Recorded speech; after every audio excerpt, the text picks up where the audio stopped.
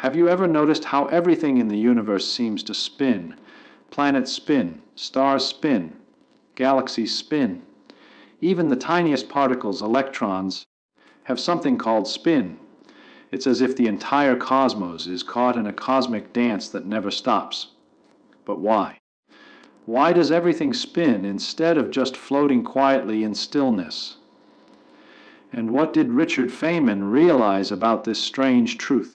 Let's explore that. The everyday spin we see, let's start simple. Take a child's toy top. You twist it and let it go, it spins. Now, you could say, it spins because I gave it a push. That's true. But if you look deeper, you'll find that this isn't just a coincidence of toys. The Earth itself is spinning. It's been doing so for billions of years. And not just Earth, every planet, every moon, every star spins. Even entire galaxies rotate around a center like gigantic spirals of light. So the natural question is, where did all this spinning come from?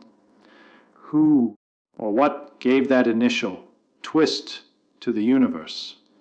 The cosmic beginning, to understand spin, we need to go back to the very beginning. The Big Bang. In the early universe, everything was incredibly hot, dense, and chaotic. There was no up or down, no stars or galaxies, just a soup of energy and particles. Now, when matter began to clump together under gravity, even a tiny unevenness, a slight imbalance, caused things to start rotating, just like when a drop of water forms in the air and begins to swirl, because one side has a little more motion than the other. Once something starts spinning, it tends to keep spinning. That's one of Newton's laws, the conservation of angular momentum.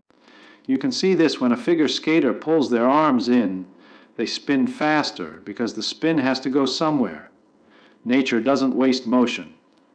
So, perhaps the universe is still spinning because, in the beginning, it simply couldn't help it. It began with motion, and motion, in physics, is a stubborn thing. The deeper mystery, atomic spin. But here's where things get truly strange.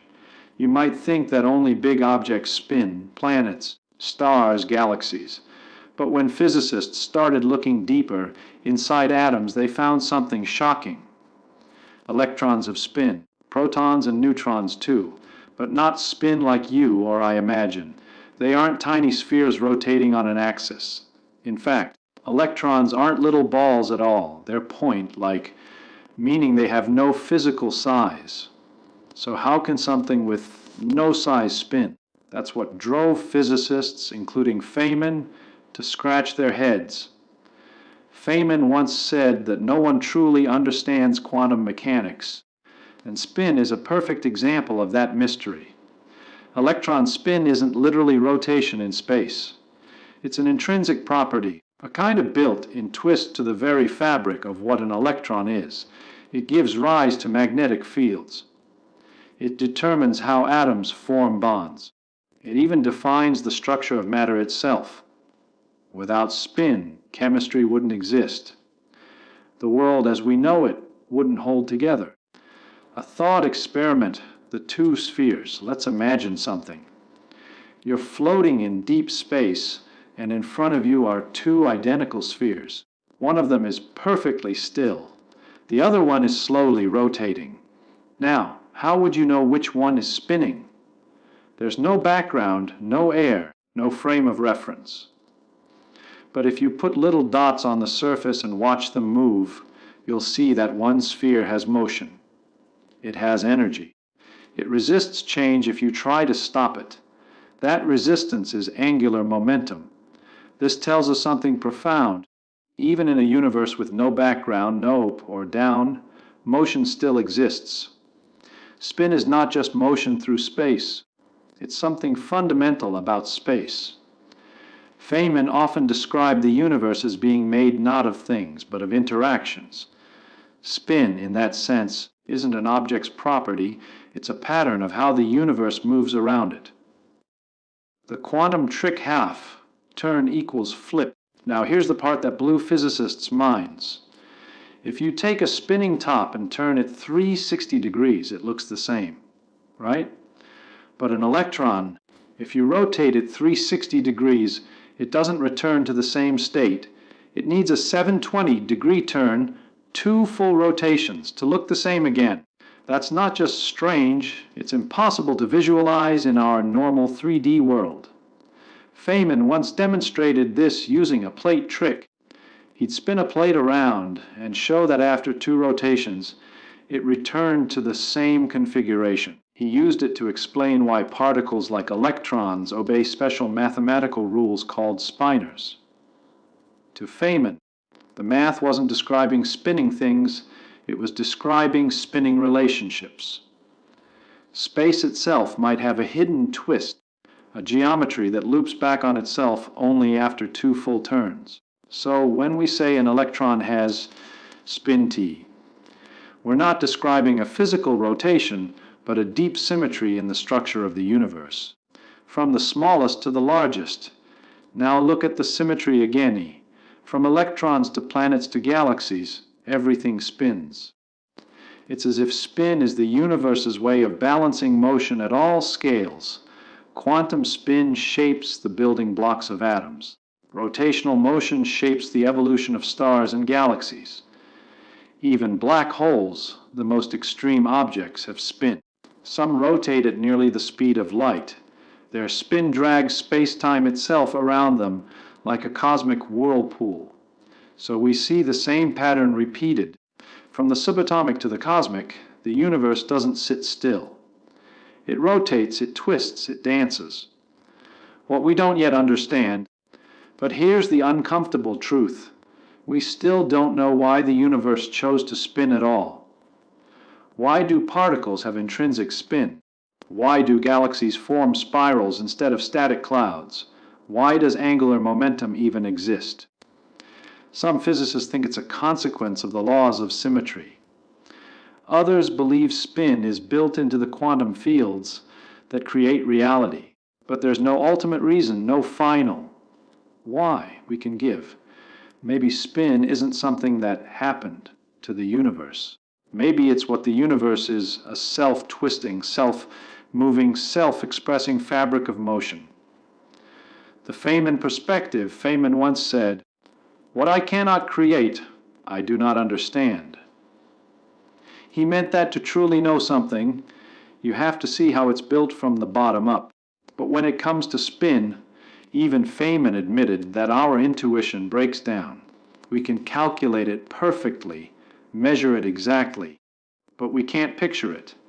It's as if nature is telling us, "You can see my patterns, but not my essence." Spin reminds us that the universe isn't made of solid objects. It's made of behaviors, of rules, of mathematical dances. Things exist not because they are, but because they move. A philosophical ending, so next time you see a planet rotating, a hurricane swirling, or even water spiraling down a drain, remember, you're watching a reflection of a universal law. A law so deep it governs everything, from electrons to galaxies. The universe didn't choose stillness, it chose motion. It chose spin. Maybe spin is how the universe remembers its own birth, its first moment of imbalance, its first expression of freedom. And maybe we, being made of spinning atoms ourselves, are part of that same cosmic memory, tiny echoes of a universe that never stopped twirling. When we look at the universe, it's tempting to think of it as a collection of things, rocks, stars, atoms, particles, all floating in space. But if we look carefully, we begin to see that what we call things are actually patterns in motion. Motion is not just something the universe does, it's what the universe is. Spin is the purest expression of that truth. It's not a side effect or an accident. It's the heartbeat of existence itself. Every particle, every star, every galaxy carries its own little twist, a piece of angular momentum that links it back to the first moments of creation. The universe didn't start with silence and stillness. It began with a vibration, a ripple, a turn. That initial turning never stopped. It just changed form. When Feynman studied the strange spin of particles, he was really staring at the architecture of the cosmos. He realized that spin isn't something we can fully picture, because our brains evolved in a world of baseballs and bicycles, not electrons and quarks. The quantum world doesn't obey our visual intuition, it obeys mathematical beauty. And in that beauty, spin is one of the most fundamental symmetries. If we peel back the layers of everything, atoms, molecules, planets, stars, we eventually arrive at something profound. All of nature's complexity comes from a few simple principles of motion. Energy moves, it oscillates, it rotates, it conserves. The dance never ends. The same principle that makes a galaxy spiral is echoed in the quantum spin of a single electron orbiting an atom. From the infinite to the infinitesimal, the pattern repeats like a cosmic fractal. But there's another side to this, the side that challenges our understanding. Why should the universe prefer spin to stillness? Why not a cosmos without rotation, without motion, without imbalance? The answer might be that perfect stillness is impossible. In physics, complete rest would mean zero energy, zero fluctuation, zero possibility. That's not a universe, it's nothingness. To exist at all, the universe must move. Spin is not a property of things within the universe. It's the very act of existence unfolding through time. Even the vacuum of space, what we call nothing, is teeming with activity. Quantum fields fluctuate and twist even when there's no matter present. Virtual particles pop in and out of existence, borrowing and returning energy in fractions of a second. The empty space itself spins with potential. That's the ultimate irony. Stillness, it turns out, is an illusion. The calm night sky, the quiet of deep space, beneath it all is endless motion. Feynman used to say that to truly understand nature, you must not only know the equations, you must feel the wonder. Spin is one of those ideas that forces us to admit both how much we know and how little we truly grasp. We can predict spin perfectly. We can use it in technology, in MRI machines, in quantum computing. Yet if you ask a physicist to explain what spin really is, they'll pause. Because spin is not like anything else. It's not rotation in space, it's a kind of built-in directionality, a rule the universe whispers to itself. Perhaps that's what makes it so beautiful. Every atom in your body is a miniature spinning universe. The iron in your blood, forged in the spinning heart of a star, carries with it the same angular momentum that was born in the Big Bang. When you move, when you turn your head, when you spin in place, you are, in a small way, continuing that same cosmic rotation that began over 13 billion years ago. You're part of the same story, made of the same spinning dust. If you could freeze the universe for a moment, which you can't, you'd still find motion hidden underneath. Electrons would still have spin. Fields would still fluctuate. Space itself would still curve and twist. The universe doesn't need to be pushed to move. It is movement, eternal and self-sustaining. That's the most astonishing truth Feynman helped us see. Reality is not made of static objects sitting in empty space. It's made of dynamic processes, forever unfolding, forever spinning. So maybe the real mystery isn't why everything spins. Maybe the mystery is how we ever thought it could be otherwise. We are inhabitants of a turning world, orbiting a spinning star, inside a rotating galaxy, built from particles that whirl endlessly in the dark. Our very thoughts, the electrical impulses in our neurons, are tiny flows of moving charge, tiny acts of spin. To exist, to think, to feel, means to participate in this motion. To be alive is to be a small part of the universe's great rotation. The cosmos doesn't revolve around us. We revolve with it. And if you look closely enough, the border between os and ut begins to disappear. There is no observer and observed. There is only the dance, only motion, only spin. Maybe, just maybe, that's what it means to say, the universe is not still, it is playing. And the rhythm of that play is rotation.